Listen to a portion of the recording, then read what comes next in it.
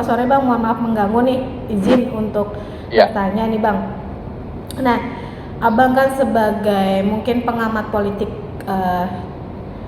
kan sekarang untuk politik tahun ini untuk pemilihan presiden bisa dibilang cukup ketat atau bisa dibilang saling gontok-gontokan. Nah, menurut Abang melihatnya seperti apa sih?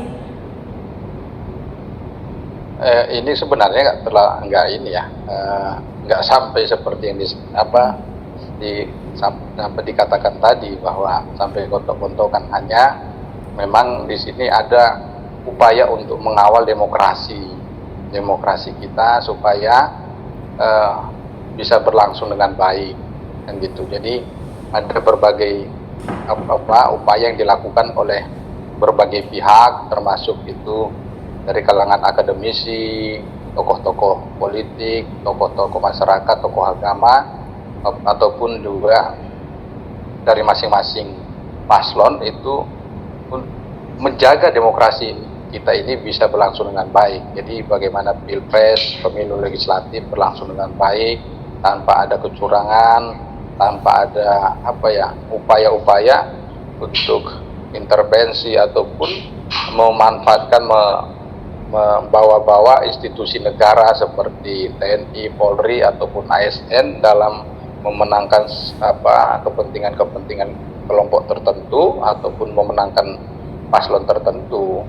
Jadi sebenarnya bukan gontok-gontokan, tetapi bagaimana sama-sama mengawal agar kualitas demokrasi kita, agar pilpres kita, agar pemilu kita bisa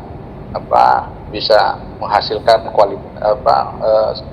berdasarkan sesuai dengan yang diharapkan, menghasilkan kualitas yang baik.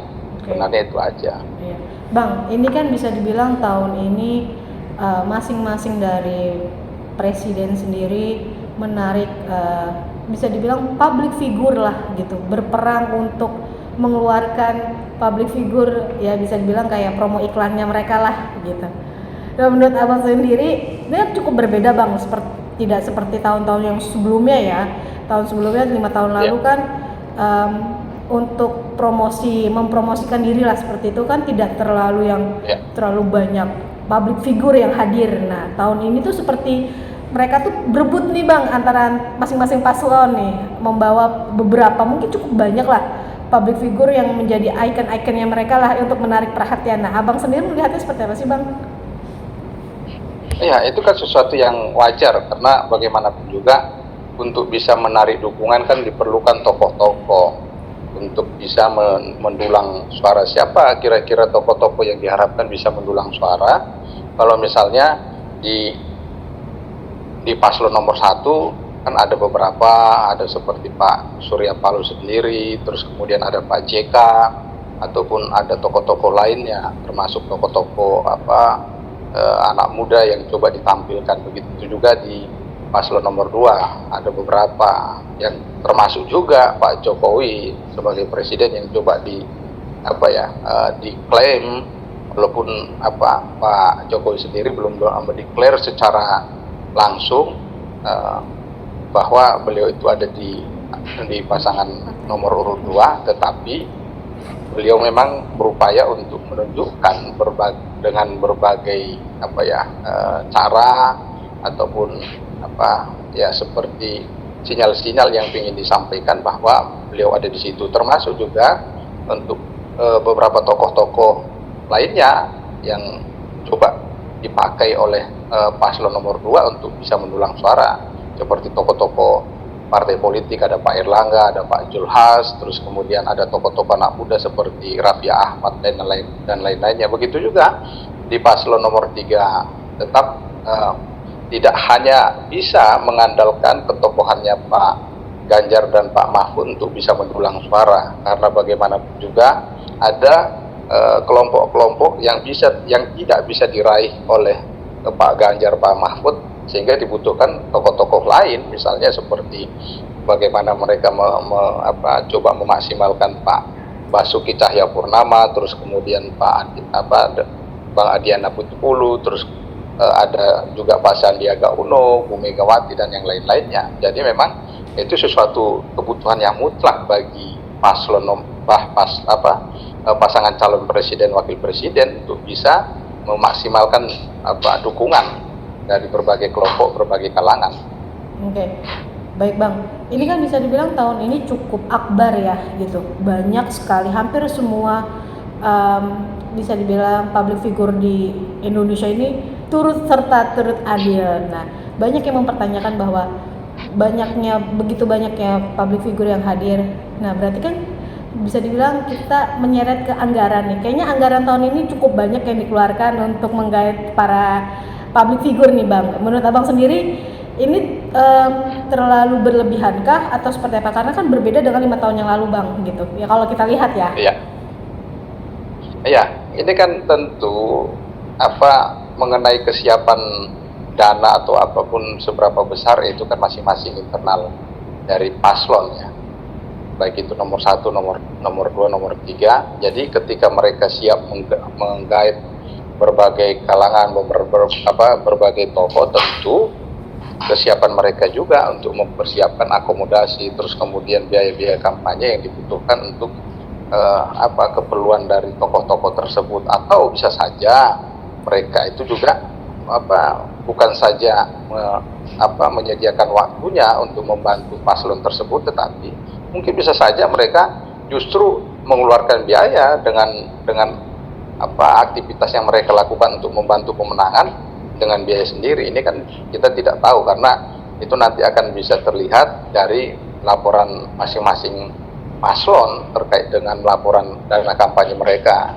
Jadi apakah untuk aktivitas tokoh-tokoh tersebut ataupun siapapun itu yang mereka libatkan memang dibiayain oleh masing-masing paslon atau memang dibiayai sendiri dengan sukarela, dan itu merupakan bentuk donasi dari tokoh-tokoh tersebut untuk bisa untuk membantu pemenangan dari calon yang mereka bantu untuk bisa menang Pilpres pada tahun ini. Oke. Baik Bang, ini kan cukup menarik tahun ini artis atau public figure banyak nih Bang yang hadir, dan tidak jarang juga ada yang baru bahwa untuk dari Bapak Presiden kita lah, Bapak Joko Widodo ini kan sudah memiliki bisa dibilang partai baru, PSI. Dan kebetulan tadi juga kami bertemu dengan Mas Kaisang dan dia optimis untuk membawa partai tersebut ke Istora nih Bang. Nah, Abang sendiri sebagai pakar politik atau pengamat politik nih, melihat apakah partai yang dinaungi oleh Pak Joko Widodo ini berserta anak-anaknya Mas Kaisang dan Mas Gibran ini sudah cukup matang belum sih Bang untuk dibawa ke Istora nih atau ke Senayan? Jadi begini Mbak Dia, untuk kesiapan itu bukan diukur dari waktu berdirinya, karena misalnya seperti pada saat awal reformasi banyak partai yang baru berdiri dan bisa masuk ke Senayan, terus kemudian di pemilu-pemilu berikutnya, terus seperti yang terakhir ini kan Nasdem yang baru berdiri dua pemilu sebelumnya, mereka berdiri akhirnya bisa mendudukkan anggota dewannya juga ya, termasuk ini PSI ini kan sudah 2 kali ke pemilu dengan tahun ini. Jadi tentu ketika mereka mendirikan partai itu, tentu mereka sudah siap untuk duduk di Senayan, dan tentu mereka sudah memiliki gagasan-gagasan, mereka sudah memiliki rancangan-rancangan untuk apa yang akan mereka lakukan 5 tahun ke depan ketika mereka nanti dipercaya di DPR RI.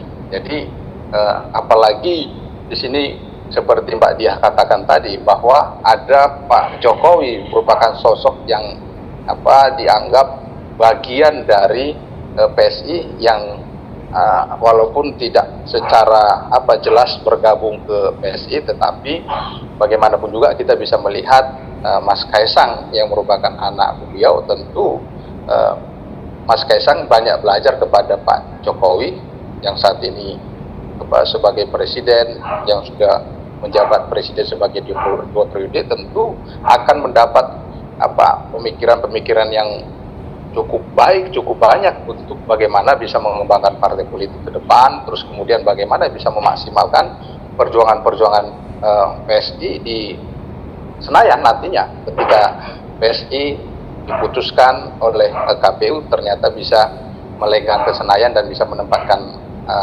kader-kadernya di DPR RI. Oke. Bang, ini kan bisa dibilang bahwa PSI banyak banget atau mungkin beberapa yang melihat bahwa PSI itu sebuah partai baru. Banyak yang bisa dibilang meragukan PSI gitu kan. Dengan ibarat ini Pak Jokowi sendiri dengan beraninya akhirnya membuat suatu partai yang dia naungi sendiri dan terbebas dari partai besar lah, bisa dibilang kan belakangnya kan dulu partai besar. Ini sebuah, kalau buat aku sendiri pribadi melihat ini kayak keberanian banget buat Pak Jokowi bahwa percaya diri bahwa akhirnya dia bisa nih ke depannya. Tapi menurut abang sendiri nih, nantinya apakah memang partai tersebut akan besar bang seperti partai yang mengusung Pak Jokowi sebelumnya nih, Partai Merah lah bisa dibilang seperti itu. Ini cukup menarik karena kan dulu sempat mungkin ada ketidakcocokan antara Ibu Partai Merah dengan Pak Jokowi seperti itu kan, banyak halayak yang melihat seperti itu. Dan akhirnya Pak Jokowi ini dengan beraninya atau mungkin dengan pemikiran beliau mungkin ini sudah waktunya lah beliau punya partai yang dimana kan beliau juga sudah pernah mandat menjadi seorang presiden dan akhirnya percaya nih untuk membangun sebuah partai gitu. Nah, buat abang sendiri kedepannya apakah nanti PSI bisa berdiri kokoh tanpa adanya bisa menunjukkan lah gitu, menunjukkan ke Partai Merah lah seperti itu.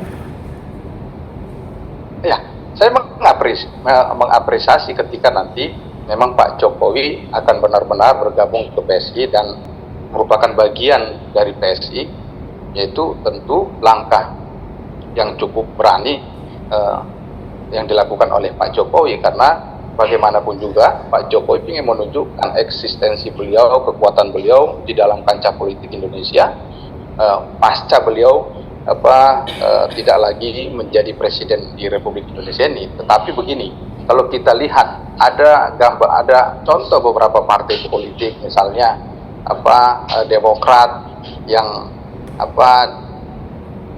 merupakan partai didirikan oleh Pak SBY. Betul. Dan sampai saat ini ya kita lihat aja banyak pada saat itu orang meragukan tentang eksistensi Partai Demokrat. Nyatanya sampai saat ini bisa berdiri. Terus kemudian Nasdem 2 kali pemilu bisa tetap eksis sampai saat ini. Apalagi ini PSI yang nanti kalau misalnya Pak Jokowi benar-benar merupakan bagian dari PSI, akan semakin kuat. Karena apa?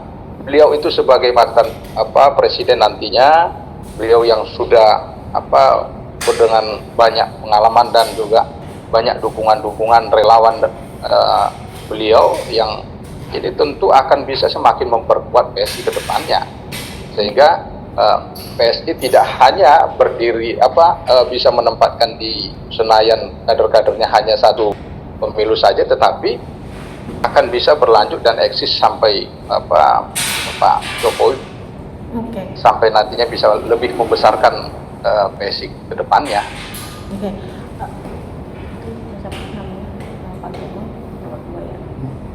Pak, ini untuk paslon sendiri nomor 2 yang dimana kan ada Mas Gibran ya, yang dimana mendampingi Pak Prabowo. Ini kan bisa dibilang bahwa ini adalah banyak yang beranggapan bahwa meragukan sebenarnya sih Pak, meragukan Mas Gibran nih untuk melanjutkan menjadi seorang wakil lah, bisa dibilang gitu.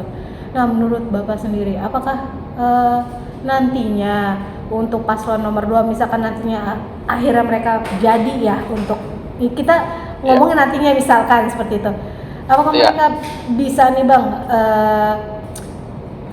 memegang amanah menurut abang sendiri gitu, karena banyak yang meragukan mereka berdua nih.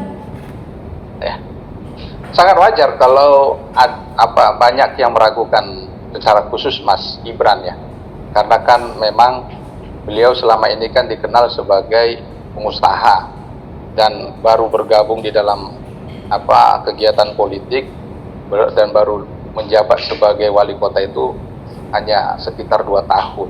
Tentu dengan pengalaman yang masih minim ini wajar saja kalau banyak pihak, banyak kalangan yang meragukan.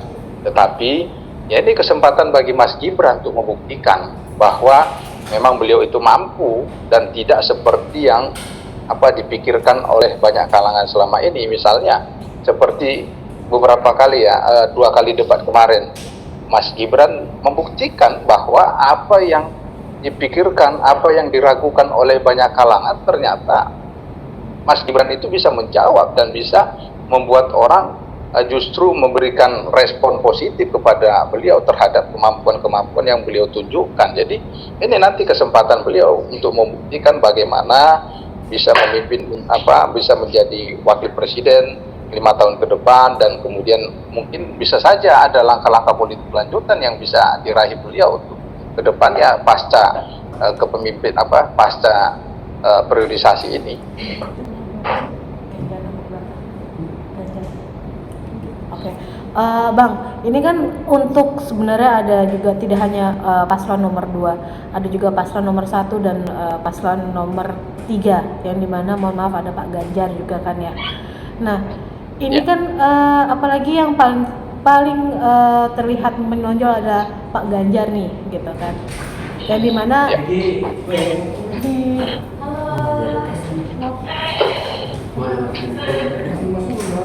Oke, jadi bisa dibilang bahwa belakangnya itu bisa dibilang ada partai besar ya, gitu kan, bisa dibilang. Iya. Yang dimana partai besarnya itu ada Ibu Megawati, gitu kan. Banyak yang mulai mengulik masa lalu dari Partai Merah nih, atau yang bisa dibilang partai yang dimiliki oleh Ibu Megawati. Menurut Abang sendiri gimana? Tentang apanya? Masa lalunya? Iya, jadi kan dulu kan Bu Mega kan sempat ada yang sempat punya riwayat yang dimana punya sejarah yang dimana menurunkan Pak almarhum Gus Dur seperti itu ya. Itu kan cukup bisa bilang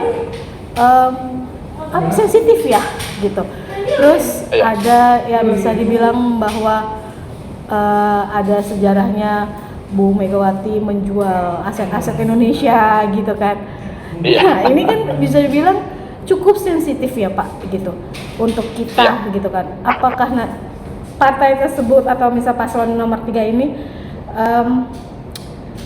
kesenggol juga nih Pak, gitu, dengan adanya mungkin isu-isu belakang sejarahnya Partai Merah, gitu. Ya, kalau kita lihat misalnya latar belakang bagaimana Bu Mega bisa naik menjadi presiden, itu tentu bukan hanya keputusan PDIP, tetapi ada partai lain di situ yang bagaimana ada proses sidang istimewa waktu itu kan untuk menjatuhkan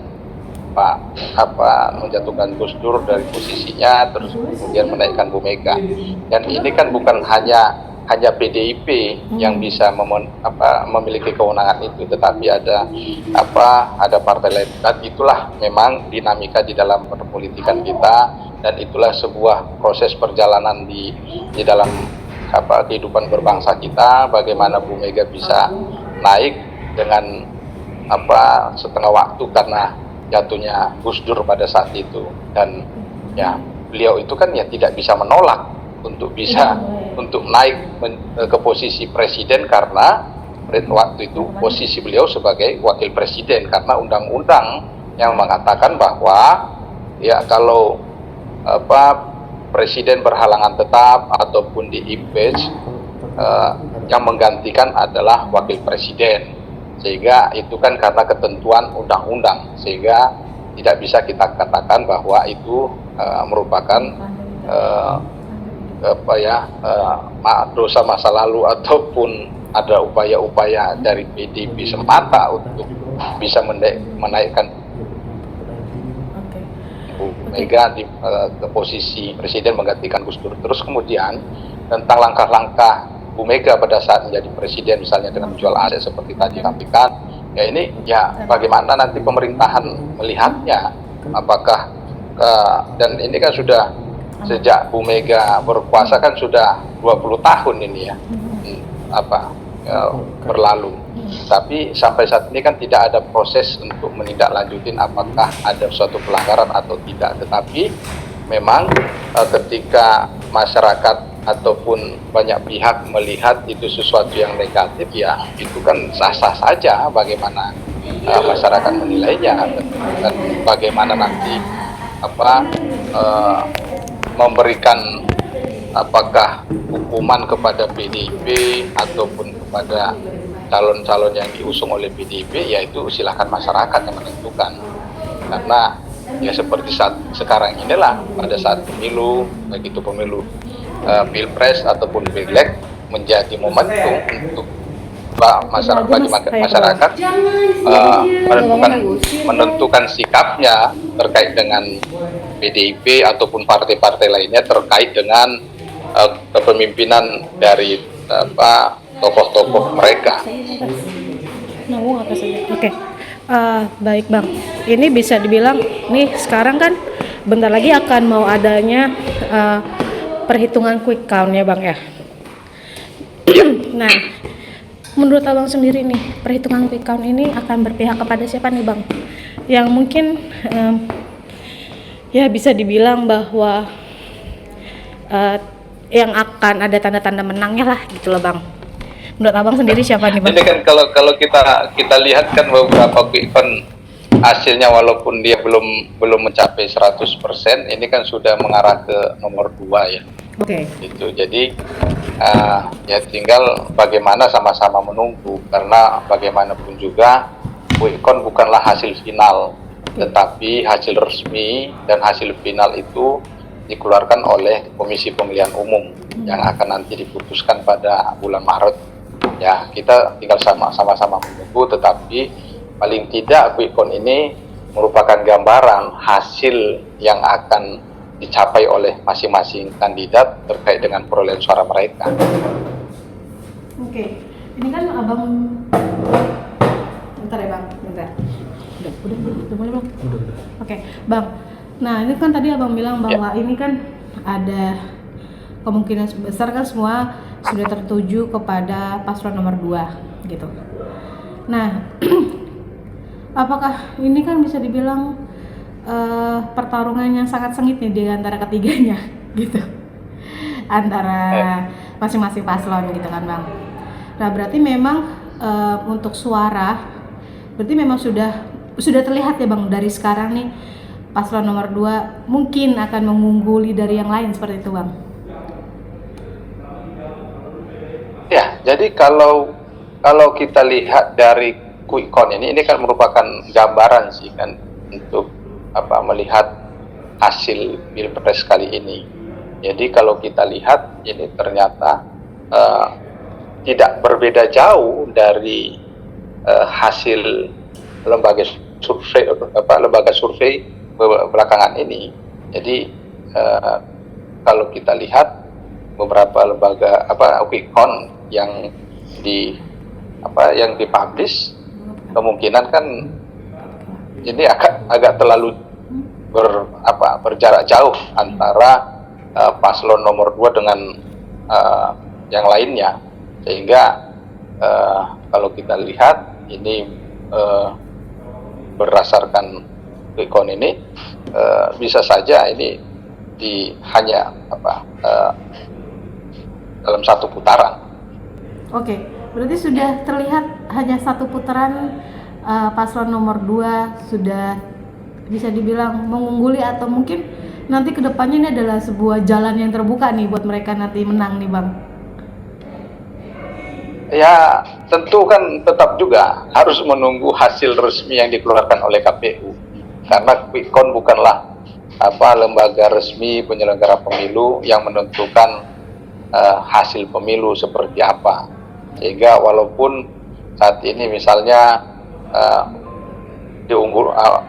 hasil quick count itu mengunggulkan paslon nomor urut 2 yang mengungguli paslon lainnya, tetap itu tidak bisa dianggap sebagai keputusan resmi, karena bagaimanapun juga hasil dari KPU lah yang merupakan hasil resmi untuk bisa menentukan siapa menjadi pemenang Pilpres yang akan datang. Tetapi paling tidak dari quick count bisa terlihat tergambar kira-kira hasil Pilpres itu seperti apa. Jadi kalau kita lihat, walaupun ini hasilnya, kalau saya lihat tadi terakhir itu kan masih sekitar 60% tadi saya masih melihat yang sudah data masuknya. Itu kan sudah diunggulin yang unggul berdasarkan quick count adalah paslon nomor 2. Jadi paling tidak inilah gambaran kemungkinan paslon nomor 2 lah yang akan memenangkan Pilpres kali ini. Oke, kan tadi Abang bilang bahwa quick count sendiri bukanlah hasil resmi, yang dimana tetap hasil resmi itu dari pemilihan suara ya, gitu kan maksudnya.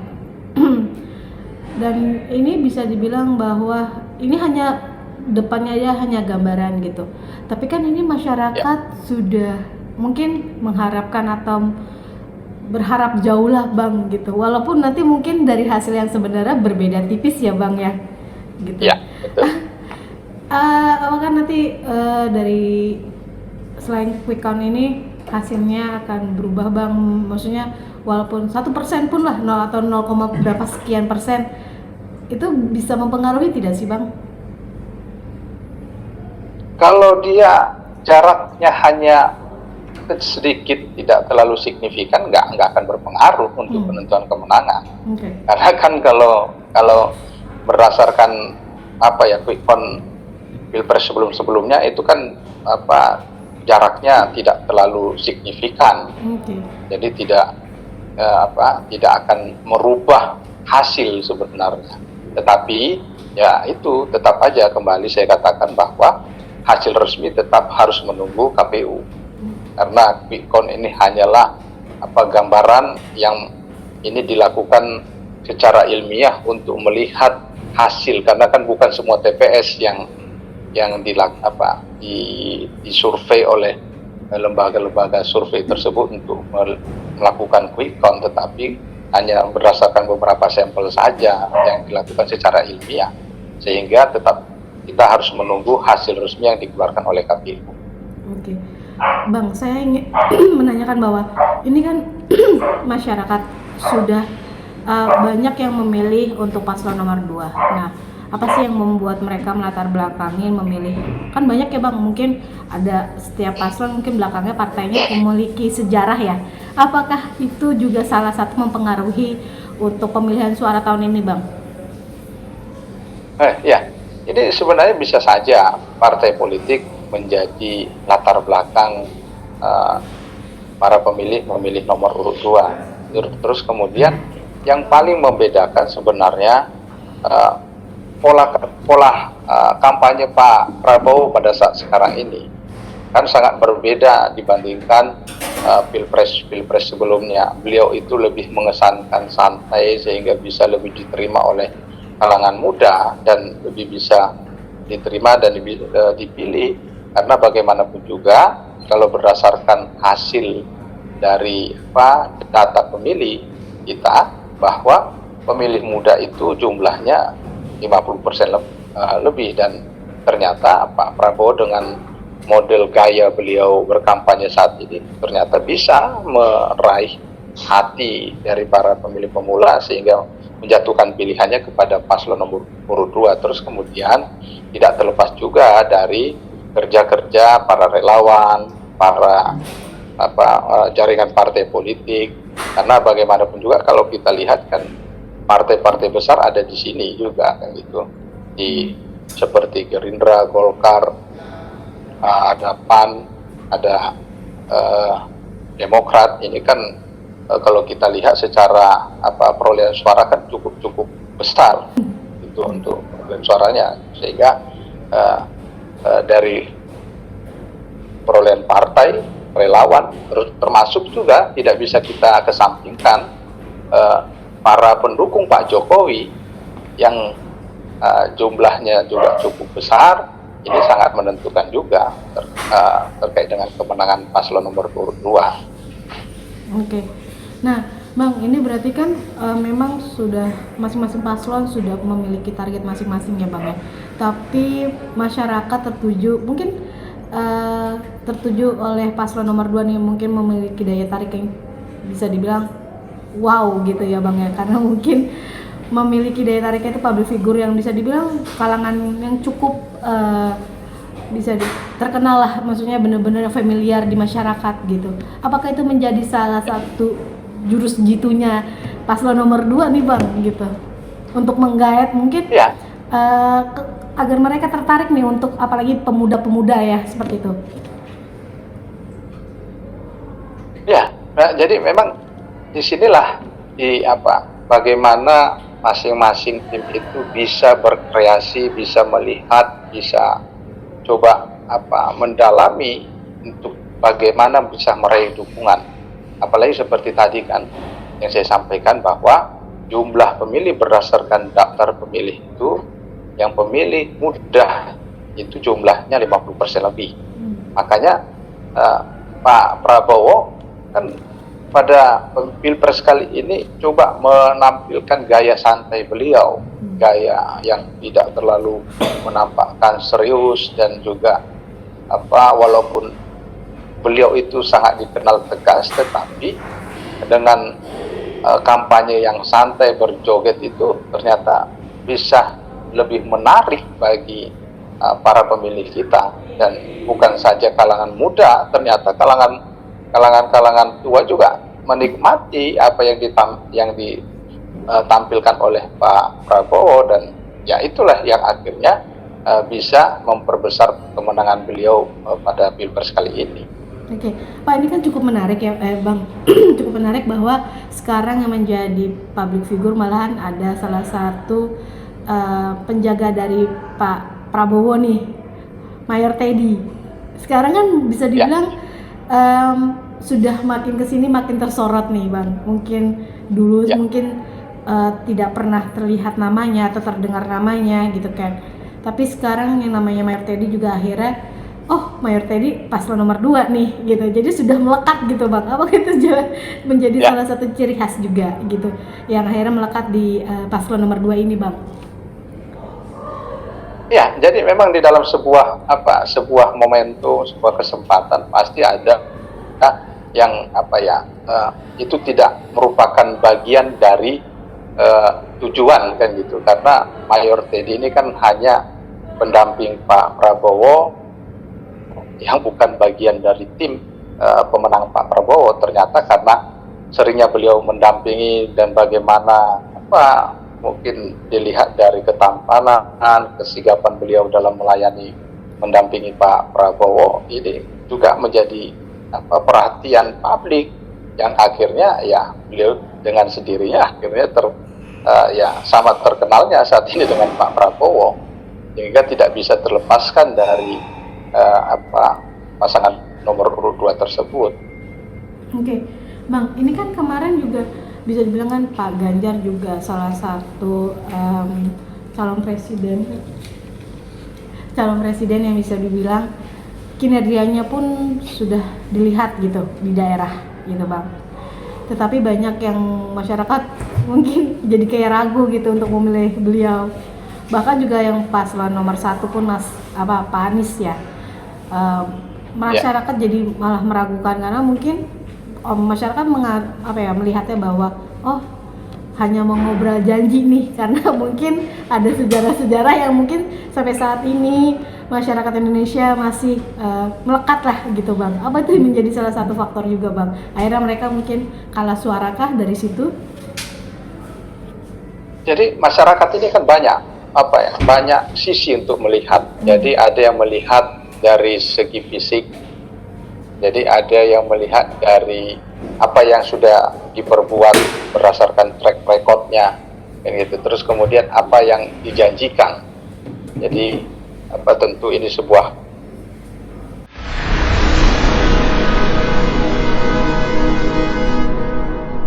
Jadi jangan lupa untuk subscribe Cumi Cumi.